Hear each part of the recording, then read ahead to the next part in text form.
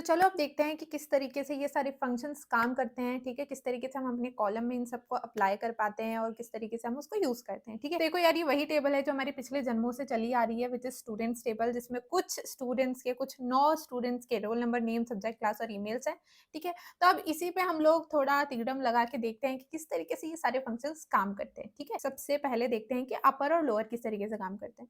तो हम क्या चाहते हैं कि देखो, ये जो नेम कॉलम है ना, नेम कॉलम में सारी जो एंट्रीज़ है, कुछ टाइटल केस में है, कुछ अब देखो टाइटल केस क्या होता है? अगर तुम ये पूछोगे कि टाइटल केस क्या होता है? टाइटल केस ये होता है कि जो पहला लेटर है वो कैपिटल रहता है और बाकी सारे स्मॉल रहते हैं। तो बेसिकली जब हम कोई भी चीज़ कोई भी सेंटेंस लिखते हैं, तो जो फर्स्ट लेटर है हम उसको यूजुअली क्या करते हैं? कैपिटल लिखते हैं, या कोई नेम अगर हम लिखते हैं तो पहला जो लेटर है उसका कैपिटल रहता है, बाकी सारे स्मॉल रहते हैं, तो उनको टाइटल केस बोलते हैं, ठीक है? तो कुछ टाइटल केस है, कुछ स्मॉल केस है, तो कुछ ऐसा मिक्स मैच है। तो हम क्या करते हैं, सारे को अपर करते हैं, ठीक है? सारे को अपर कैसे करेंगे? तो सिलेक्ट करेंगे एंड देन हम यूज़ करेंगे हमारा अपर, ठीक है? अपर और अपर में हम डालेंगे हमारा name column and then from students, ठीक है? तो देखो, ये सिंपल सा एक लाइन की क्वेरी है। इसको हम एग्ज़ीक्यूट करते हैं। तो देखो, यहाँ पे जो मेरे सारे नेम है वो आ गए हैं, सारे के सारे अपर केस में हो गए। अब मैं क्या चाहती हूँ कि सारे के सारे लोअर केस में हो जाए। सिलेक्ट लोअर, और मैं नेम को चाहती हूँ कि सारे के सारे लोअर में हो जाए, फ्रॉम स्टूडेंट्स, ठीक है? तो अब जब मैं इसको एग्ज़ीक्यूट करूँगी, तो देखो सारे के सारे लोअर में हो गए, तो ना टाइटल बचा ना अपर, सारे के सारे लोअर में हो गए। तो इसी तरीके से हमारा अपर और लोअर काम करता है, ठीक है? अब बात करते हैं लेंथ की। तो देखो, ये सारी चीज़ें हमारे पास है ना? अब हम क्या चाहते हैं कि तो सारे नेम्स में हर एक बच्चे का जो नेम है उसकी क्या लेंथ है, हमको ये देखना है। तो हम क्या कर रहे हैं कि सिलेक्ट, ठीक है? सिलेक्ट लेंथ ऑफ नेम, ठीक है? लेंथ ऑफ नेम, कॉमा मैं चाह रही हूँ कि यहाँ पे नेम भी आ जाए फ्रॉम स्टूडेंट्स, ठीक है? तो जब मैं इसको करूँगी एग्ज़ीक्यूट, अब देखो यहाँ पे जब मैं लेंथ यूज़ कर रही हूँ तो यहाँ पे मुझे एरर थ्रो कर रहा है। क्यों? क्योंकि जो माइक्रोसॉफ्ट एसक्यूएल सर्वर है उसमें ये लेंथ जो फंक्शन है वो इस तरीके से डिफाइंड नहीं है। वो किस तरीके से डिफाइंड है? तो सिर्फ़ हमको लेन यूज़ करना है, ठीक है? अब ये जो लेंथ है पूरा लेन जीएसटी किसमें होगा? पोस्टग्रेसक्यूएल या जो मायएसक्यूएल है उसमें हमको पूरा लेंथ लिखेंगे, तब जाके मतलब हमको पूरा लेंथ उसकी मिलती है। तो देखो, अब जब मैं इसको एग्ज़ीक्यूट करूँगी, देखो एलिस लिखा हुआ है तो एलिस का देखो 5 कैरेक्टर्स है, तो मतलब 5 है उसकी लेंथ।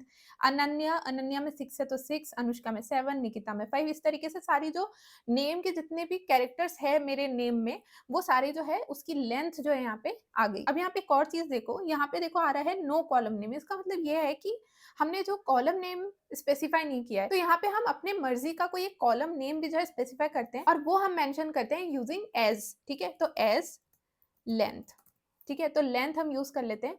तो जब अब मैं इसको एग्ज़ीक्यूट करूँगी, तो देखो यहाँ पे लेंथ आ गया। अब देखो नेक्स्ट जो चीज़ है वो है कॉनकैट। तो देखते हैं कि कॉनकैट कैसे काम करता है, ठीक है? अब मैं किस तरीके से चाहती हूँ कॉनकैट करूँ कि मैं नेम और नेम के बाद मेरा हाइफ़न जाए और हाइफ़न के बाद मेरा जाए सब्जेक्ट, जिसके लिए भी हमने ऑप्ट किया है। तो देखो बेसिकली मैं कैसे चाहती हूँ कि जैसे अगर मैं एलिस का देखूँ तो एलिस आना चाहिए एंड देन एक हाइफ़न एंड देन उसका सब्जेक्ट है, जैसे कि उसका सब्जेक्ट मैथ्स है, ठीक है? कुछ इस तरीके से मैं चाहती हूँ कि मेरा आउटपुट कुछ इस तरीके से दिखे। तो देखो, ये करने के लिए मैं क्या करूँगी, सबसे पहले करेंगे हम सिलेक्ट, सिलेक्ट के बाद कॉनकैट, ठीक है? कॉनकैट के बाद सबसे पहले एलिस मतलब मेरा नेम कॉलम जाएगा, तो नेम, ठीक है? उसके बाद मैं हाइफ़न चाहती हूँ, तो हाइफ़न एक कैरेक्टर है और कैरेक्टर को हमको सिंगल कोट्स में एनक्लोज़ करना पड़ता है, ठीक है?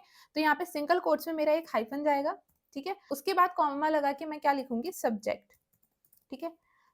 एंड देन फ्रॉम स्टूडेंट्स, ठीक है? कॉलम का एक नाम दे देती हूँ, that is name and subject में भी, ठीक है? बड़ा हो रहा है बट ठीक है, दे देते हैं अभी के लिए, ठीक है? तो इसको जब मैं एग्ज़ीक्यूट करूँगी, तो देखो नेम एंड सब्जेक्ट, इसका मतलब ये एलिस का मेरा मैथ्स आ गया, अनन्या का मैथ्स, अनुष्का का कॉमर्स, और इसी तरीके से मेरे सारे जो है प्रॉपर्ली कॉन्कैट हो चुके हैं, ठीक है? अब देखते हैं कि रिप्लेस किस तरीके से काम करता है, ठीक है? तो अब मैं क्या चाहती हूँ कि मेरा जो भी सब्जेक्ट में मेरा जहाँ पे भी मैथ्स है, मैथ्स को मैं मैथमेटिक्स करना चाहती हूँ, ठीक है? पूरा बड़ा सा जो नाम है मैं मैथमेटिक्स का वो लिखना चाहती हूँ। तो उसमें कि मैं क्या करूँगी, रिप्लेस यूज़ करूँगी, ठीक है? रिप्लेस कैसे करूँगी, सिलेक्ट, ठीक है? सिलेक्ट उसके बाद रिप्लेस, है ना?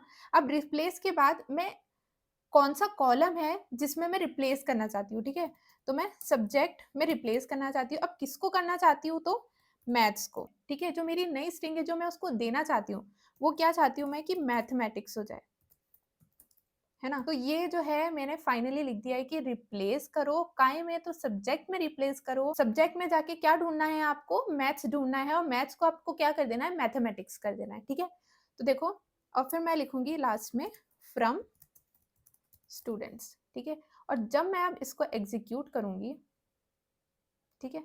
तो देखो, अब ये जो सारी जो मैथ्स वाली चीज़ें हैं ना, सारे मैथमेटिक्स हो गए, ठीक है? तो इस तरीके से जो है रिप्लेस काम करता है। अब बात करते हैं कि किस तरीके से सब स्ट्रिंग काम करता है, ठीक है? लेट्स से कि मेरा जो नेम कॉलम है, मैं सारे नेम्स में से फर्स्ट 3 कैरेक्टर्स एक्सट्रैक्ट करना चाहती हूँ, ठीक है? तो उसके लिए मैं क्या करूँगी सिलेक्ट, ठीक है? सिलेक्ट सबस्ट्रिंग, सबस्ट्रिंग और सबस्ट्रिंग में मैं लिखूँगी जो भी मेरी स्ट्रिंग है that is name and then starting position क्या रहेगी मेरी 1 है ना? और एंडिंग पोज़ीशन रहेगी मेरी 3 ठीक है? एंड देन फ्रॉम स्टूडेंट्स ठीक है? एंड देन इसको और क्लियर बनाने के लिए मैं नेम भी यहाँ पे यूज़ करती हूँ, ठीक है? एंड इसको मैं करती हूँ फर्स्ट कैर, ठीक है? तो देखो अब इसको जब एग्जीक्यूट करती हूँ तो आपको और ज़्यादा क्लियर होगी चीज़ें। देखो शुरुआत के जो 3 कैरेक्टर्स हैं वो मैंने एक्सट्रैक्ट किए हैं यूजिंग सबस्ट्रिंग, ठीक है? ये जो नेम है, नेम के जो सारे ही नेम के जो फर्स्ट 3 कैरेक्टर्स हैं वो एक्सट्रैक्ट हो चुके हैं इस तरीके से फर्स्ट कैरेक्टर में, ठीक है? तो इस तरीके से जो है हम सबस्ट्रिंग को एक्सट्रैक्ट कर सकते हैं, ठीक है? अब हम देखते हैं next functions which is left right. तो लेफ्ट क्या करेगा? हमारे लेफ्ट साइड से ट्रिम करेगा, राइट है जो राइट साइड से ट्रिम करेगा। तो ये हमारी टेबल है। अब देखते हैं कि लेफ्ट साइड से अगर हमको किसी चीज को ट्रिम करना है, नाउ लेट्स से कि मुझे सब्जेक्ट कॉलम के जितनी भी एंट्रीज है उनके फर्स्ट 3 कैरेक्टर्स चाहिए, ठीक है? तो उसके लिए मैं क्या करूंगी सिलेक्ट लेफ्ट ऑफ सब्जेक्ट चाहिए मुझे एंड सब्जेक्ट मुझे स्टार्टिंग के क्या चाहिए 3 चाहिए है एंड काय में से चाहिए फ्रॉम स्टूडेंट्स। तो जब मैं इसको एग्जीक्यूट करूंगी तो देखो यहाँ पे मैथ्स के लिए एमएटी आ गया, कॉमर्स के लिए सीओएम आ गया, आर्ट्स के लिए एआरटी आ गया, ठीक है? उसी तरीके से अगर मुझे राइट के लिए चाहिए है, तो राइट के लिए मैं सेम चीज़ करूँगी।